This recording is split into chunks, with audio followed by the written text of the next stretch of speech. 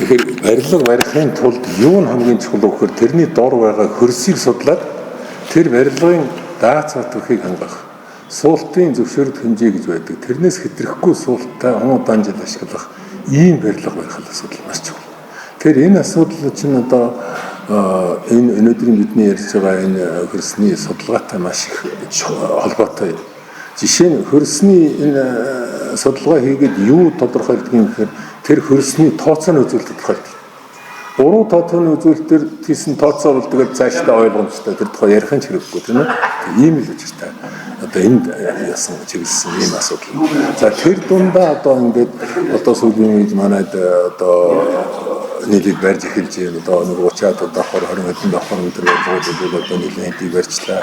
За гадныхан төрсөн би манай үндэсний барилгачид инженерийн зурагцлын хийгээд манай үндэсний барилгачид одоо барьсан чимнүүд би за тэр нь хамаа. Тэгээ ерөнхийд нь энэ одоо өндөр барилга гэдэг юм яаж барьж ийн гэхээр бидний өнөөгийн барьж байгаа асуудал жоохон шүүмжлэлтэй хандмаар санагддаг. Би одоо яг л ингээд техник барилгын өөрчлөлт чиглэлээр 40 жил ажилласан. Энэ одоо нэг инженер туршлагатай гэж хэлж болохоор за тэр нь яах вэ те. Тэгэхээр одоо зүгээр ингээд нэг магадгүй нэг 6-7 метр нэг хасхны давхартай бол хас 2 давхартай бол нэг 11-2 метр ч юм уу ингээд нэг зузаан хавтан зутгаж байгаа дээр нь барилга барьдаг. Тэгэхээр тэгж болохгүй. Тэгэд манайд газар хөдлөлт гэж нэг юм байна. Улаанбаатар бод газар хөдлөлийн идэвхтэй Монгол орны нийт нутаг зэвсгэр дээр газар хөдлөлийн явдал идэвхтэй байна. Тэгэхээр би зүгээр ингээд нэг дүрслээд ингээд харуулчих. Энэ доош нь гадсан шингооттой хийж хавтангаа газартайгаа өрөөлөл анкерл бэхлээгүй тохиол газар хөдлөхөөр ингэж бүтнээрээ ингэж хөдлөв. За энийн доош нь сайн бэхэлдсэн байхад ингэж долгиолж хөдлөв. Энэ цаанаа учиртай. Нөгөө систем барилгын бүтээцийн систем дэвдрэл ямар хэмжээгээр үүсэх вэ? Доктор яаж алдах вэ гэдэг албатай. Тэгэхээр одоо энэ асуудлыг шийдэх хэрэгтэй. Өнөөдөр одоо энэ хийхгүй байгаагаа одоо эртхэн дээрээ шийдэг барьдаг болёо. Инженер геологийн судалгаагаа одоо тэр би сая ярьсан тийм ээ. Одоо ямар барилгатай, ямар төрлийн судалгаа хичнээн хэмжээтэй одоо яаж хийх ёстой юм гэдэг.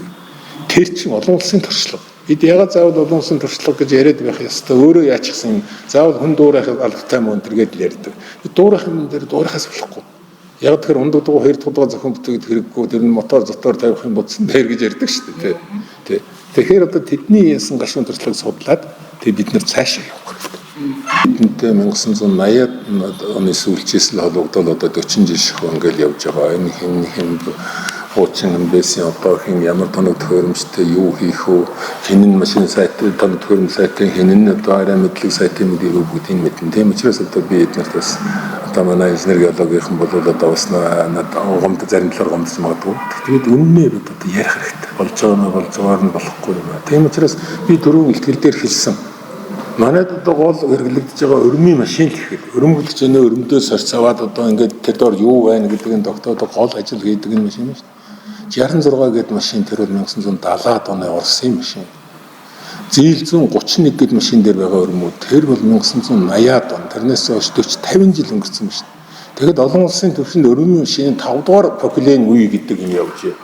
За бүр тэрэ боллоо гэхэд одоо арай өөр юм хэрэглэмээр. За яг хоо баг төвшил багтай юмд бол одоо өөртөө зарлагтай тэрэ хэрэглэнэ.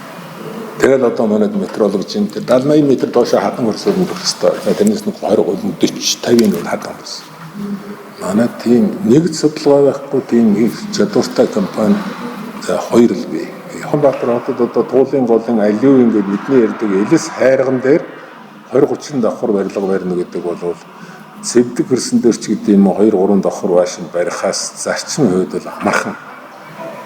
Тэгэхээр ганцхан хөрсөн сайн судалгаатай юу байна? Тэгэхээр одоо хинээр инженер геологийн судалгаа хийх юм гэж сонголттой өнөөдөр яаж чадaltaй. Тэгээд тэн дээрээ энэ барилгын зурагцал зохио захиалж байгаа мөнгө төгрөг санхүүжилт гаргаж байгаа энэ улсууд бол тэр сонголт хийх хэрэгтэй. Тэр би түрүүн ярьсан шүү дээ. Тэр нөгөө инженер геологийн ажил үс даалгаврын хуудас. Тэрийг маш сайн хийх хэрэгтэй.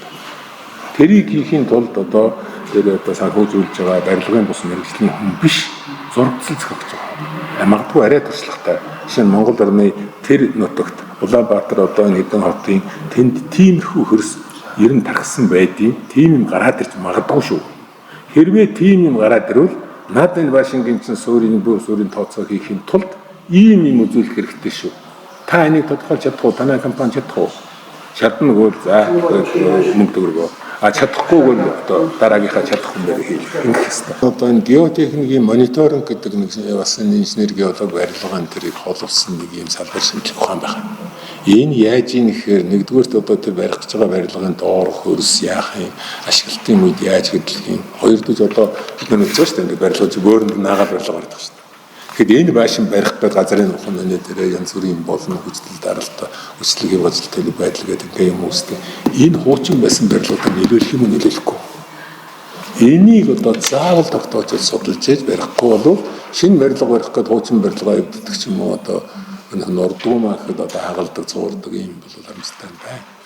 Тэгэхээр энийг геотехникийн мониторинг гэж ингэж хэлдэг. Тэгээ би сая